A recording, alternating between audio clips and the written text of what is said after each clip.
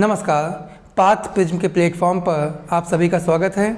और इतिहास में, हिस्ट्री में हम लोगों ने अभी तक पढ़ा 1857 की क्रांति। इसके बाद में कुछ जनजातीय विद्रोह जो थे उन पर हम लोगों ने चर्चा की। आज की अपनी इस क्लास में हम लोग बात करेंगे धार्मिक विद्रोह या धार्मिक आंदोलनों पर। इसके तहत समझने के लिए आसान रहे, इसीलिए मैंने धार्मिक आंदोलनों को 3 अलग अलग भागों में डिवाइड कर दिया है।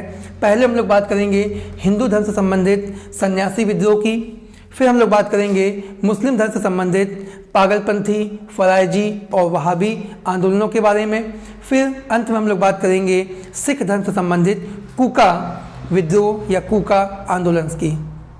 तो निश्चित तौर पे अगर अभी तक आप लोगों ने चैनल को सब्सक्राइब नहीं किया है तो आप लोग सब्सक्राइब करिए। अगर आपको कंटेंट पसंद आ रहा है, वीडियोस क्लासेस अच्छी लग रही हैं तो आप इसे शेयर करें, इसे लाइक करें। तो चलिए क्लास को स्टार्ट करते हैं। सबसे पहले बात करते हैं हिंदू धर्म से संबंधित सन्यासी विद्रोह की। बहुत ही महत्वपूर्ण, बहुत ही इम्पोर्टेंट, क्योंकि एक प्रश्न एग्जाम में सीधे पूछा जाता है कि भारत में अंग्रेजों के विरुद्ध, अंग्रेजी साम्राज्य के विरुद्ध, अंग्रेजी सरकार के विरुद्ध पहला विद्रोह, पहला आंदोलन कौन सा था? तो आपका आंसर होगा सन्यासी विद्रोह। ये विद्रोह आपका 1763 में कहाँ पे हुआ था? आपका बंगाल में। निश्चित तौर पे विद्रोह है तो किसी न किसी बात पे हुआ होगा। तो इस विद्रोह का जो कारण था वो था आपका अंग्रेजी सरकार ने हिंदुओं की तीर्थ यात्रा पर टैक्स लगा दिया था, कर लगा दिया था, जिसके पश्चात इस आंदोलन की शुरुआत हुई बंगाल में हिंदू सन्यासियों के द्वारा। इसीलिए इसका नाम पड़ा सन्यासी विद्रोह। तो ये जो आंदोलन है ये शुरू हुआ था तीर्थ यात्रा पर कर यानी कि टैक्स लगाने के कारण आप लोग लिखेंगे, नोट्स करेंगे। और वारेन हेस्टिंग के प्रयासों से, किसके? वारेन हेस्टिंग के प्रयासों से इस आंदोलन को समाप्त किया गया। वारेन हेस्टिंग के प्रयासों से, इनके प्रयासों से जो आंदोलन था वो समाप्त हो सका। निश्चित तौर पे इन्होंने प्रयास किया और जो टैक्स जो कर लगाया गया था उसे वापस ले लिया गया, जिसके पश्चात ये आंदोलन जो है वो सफल भी रहा और वापस हो गया, समाप्त हो गया। यहाँ पर एक प्रश्न बहुत पूछा जाता है कि बंकिम चंद्र चटर्जी द्वारा लिखित पुस्तक आनंद मठ जो थी वो किस आंदोलन पर, किस विद्रोह पर आधारित है? तो आपका आंसर होगा सन्यासी विद्रोह। ठीक है, तो बंकिम चंद्र चटर्जी द्वारा लिखित एक पुस्तक है जिसका नाम है आनंद मठ। बहुत बार एग्जाम में पूछा गया है आनंद मठ पुस्तक का कथानक या जो उसकी थीम है, जो उसका मैटर है, मटेरियल है, वो किस विद्रोह से, किस आंदोलन से प्रभावित है, किस पर आधारित है? तो आपका आंसर हो जाएगा सन्यासी विद्रोह पर प्रभावित है या उससे लिया गया है, आधारित है। क्लियर? तो यहाँ पे मोस्ट इंपॉर्टेंट क्वेश्चन, सबसे पहला विद्रोह बंकिम चटर्जी और वारेन हेस्टिंग द्वारा इसे समाप्त किया गया। आगे बढ़ते हैं और बात करते हैं मुस्लिम आंदोलनों की या विद्रोह की। इसके तहत सबसे पहले हम लोग बात करेंगे पागलपंथी विद्रोह। अगर पागलपंथी विद्रोह की हम लोग बात करें तो ये विद्रोह आपका हुआ था 1813 में। एक मुस्लिम धर्मगुरु थे, धर्मगुरु जिनका नाम था करम शाह, कहीं कहीं पे करम शाह लिखा है, करम शाह। इन्होंने अंग्रेजों के विरुद्ध इस्लाम को बचाने के लिए इस आंदोलन की शुरुआत की थी, लेकिन इनके जो पुत्र थे जिनका नाम था टीपू मीर, ये बहुत ही महत्वाकांक्षी व्यक्ति थे, राजनीति से प्रेरित हो गए और इन्होंने स्वयं को राजा यानी कि शासक घोषित कर दिया, जिसके पश्चात ये जो आंदोलन था अब वो धर्म से संबंधित नहीं रह गया था और कहीं ना कहीं महत्वाकांक्षा इनके ऊपर हावी हो गई थी। और यही कारण रहा कि आगे चल के धीरे धीरे ये जो पागलपंथी विद्रोह था ये धीमे धीमे समाप्त हो गया। यहाँ पर अगर आपको सन याद रखना है तो मैं आपको जस्ट याद करने के लिए बता रहा हूँ कि पिछली क्लासेस अगर आप लोगों ने देखी तो निश्चित तौर पे वहाँ पे एक प्रश्न आया था, एक पॉइंट आया था कि 1813 में 1813 में अंग्रेजों ने ईसाई मिशनरियों को धर्म के प्रचार प्रसार के लिए भारत में भेजा था। ठीक है, तो कब भेजा था? 1813 में ईसाई मिशनरियों को भेजा था। तो वहाँ से आप रिलेट कर सकते हैं याद रखने के लिए कि निश्चित तौर पे अंग्रेजों का ये जो प्रयास था ये कैसा था? पागलपंथी वाला था। तो दोनों आप कह सकते हैं, पागलपंथी जो आपका विद्रोह हुआ वो भी 1813 में हुआ, और इसी समय क्या हुआ था? 1813 में ही ईसाई मिशनरियों का भारत में प्रवेश हुआ था। चलिए आगे बात करते हैं हम लोग फरायजी आंदोलन के बारे में। तो फरायजी आंदोलन एक प्रकार से आपके जो शरीयतुल्लाह, ठीक ना, एक धर्मगुरु थे जिनका नाम था शरीयतुल्लाह। इन्होंने 1820 में, सन इतना इम्पोर्टेंट नहीं फिर भी मैं लिख दे रहा हूँ, ठीक है। तो 1820 में इन्होंने क्या किया था? एक फरायजी संप्रदाय, ठीक है, संप्रदाय की स्थापना की थी। और इस संप्रदाय का जो उद्देश्य था वो अंग्रेजी साम्राज्य को ख़त्म करना और भारत में इस्लाम संप्रदाय की स्थापना करना रहा था। और शरीयतुल्लाह के जो पुत्र थे जिनका नाम था दादू मीर, इन्होंने एक बहुत ही अच्छा काम किया था। इन्होंने जो किसान थे, इन्होंने किसानों को संगठित किया,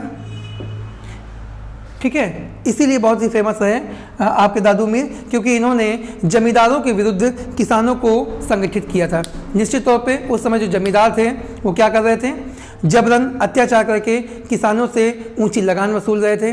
किसान भूखमरी के हालात पे थे, भूखों मर रहे थे। तो इस चीज़ को लेकर के इन्होंने काफ़ी प्रयास किया और सभी किसानों को संगठित किया और एक प्रयास किया कि भारत में या भारत से अंग्रेजी साम्राज्य को ख़त्म किया जा सके।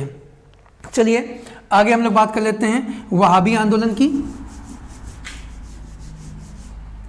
तो वहाबी आंदोलन जो है आपका वो 1830 में होता है और सैयद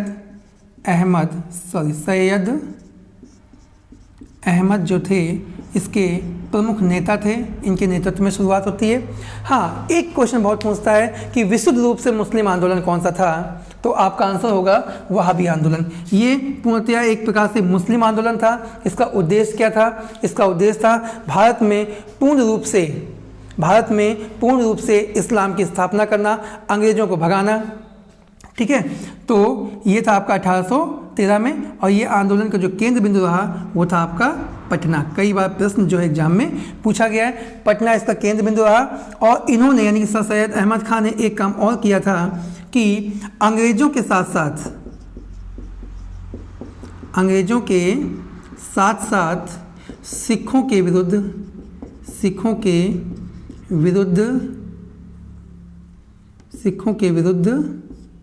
जिहाद की घोषणा की थी। जिहाद घोषित किया या घोषणा की, ठीक है, आप लोग लिख लीजिएगा। तो ये एक इम्पॉर्टेंट चीज़ है कि इन्होंने सिर्फ अंग्रेजों के विरुद्ध ही नहीं बल्कि इन्होंने क्या किया? सिखों के विरुद्ध भी जिहाद की घोषणा की, क्योंकि सिख भी उस समय धार्मिक आंदोलन चला रहे थे, जिसकी वजह से इन्होंने ऐसा किया। और उद्देश्य क्या था इस आंदोलन का? निश्चित तौर पर इसका उद्देश्य था भारत में इस्लाम की स्थापना करना, अंग्रेजों को, सिखों को, सबको भगा करके सिर्फ और सिर्फ इस्लाम को बढ़ावा देना। तो ये थे आपके सैयद अहमद खान जो कि पटना से संबंधित थे। इस आंदोलन का केंद्र बिंदु पटना रहा 1830 में। और वहाबी आंदोलन क्लियर। आगे हम लोग बात कर लेते हैं अगले आंदोलन की,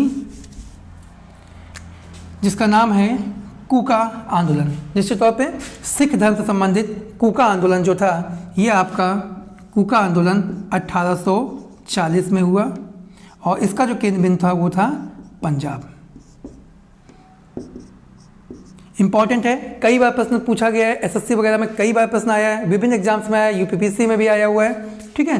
तो कूका आंदोलन की शुरुआत कब हुई? 1840। यहाँ पे सन मैं क्यों बता रहा हूँ? क्योंकि कई बार ये प्रश्न पूछे गए हैं और पूछा जाता है कि आंदोलन को उनके आयोजन या प्रकृति के आधार पर आरोही क्रम में लगाइए कि पहले कौन सा हुआ, फिर उसके बाद कौन सा हुआ, फिर उसके बाद कौन सा हुआ।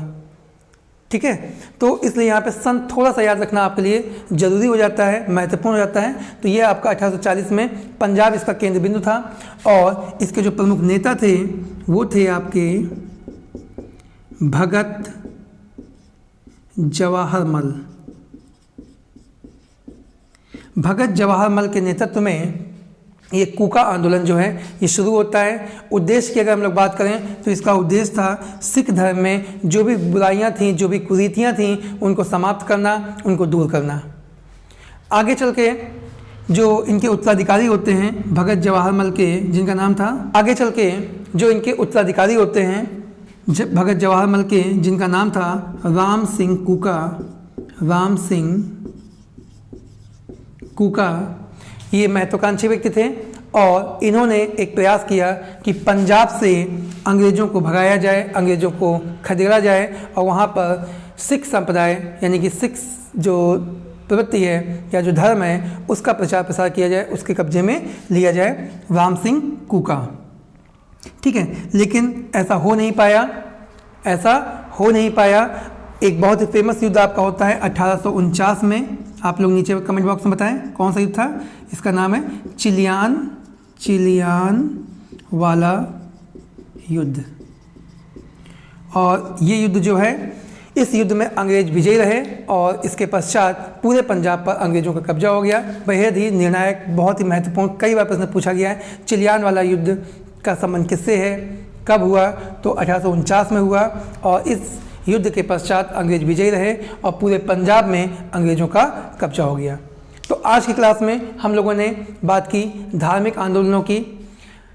निश्चित तौर पे अगर आपको कंटेंट पसंद आ रहा है, आपको अच्छे से मजबूत एक नियमित तैयारी करनी है, तो अब आप लोगों को इस चैनल को सब्सक्राइब कर लेना चाहिए और क्लासेस को लगातार आप लोग देखिए। एक भी क्लास अगर मिस होगी तो सारी की सारी जो चीज़ें हैं कहीं ना कहीं आपके ऊपर से निकल जाएंगी और आपको समझ में नहीं आएंगी।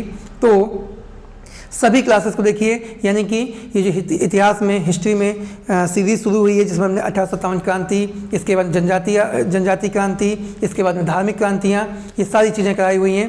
तो आगे हम लोग बात करेंगे भारतीय राष्ट्रीय आंदोलन यानी कि कांग्रेस पार्टी की स्थापना और उससे जो आगे का घटनाक्रम था, किस प्रकार से देश हमारा आज़ाद हुआ, इन सभी चीज़ों पर अगली क्लासेस के लिए आप लोग चैनल को सब्सक्राइब करिए, वीडियो को अधिक से अधिक शेयर करिए और अगर पसंद आए तो ऑफ कोर्स लाइक करिए। धन्यवाद।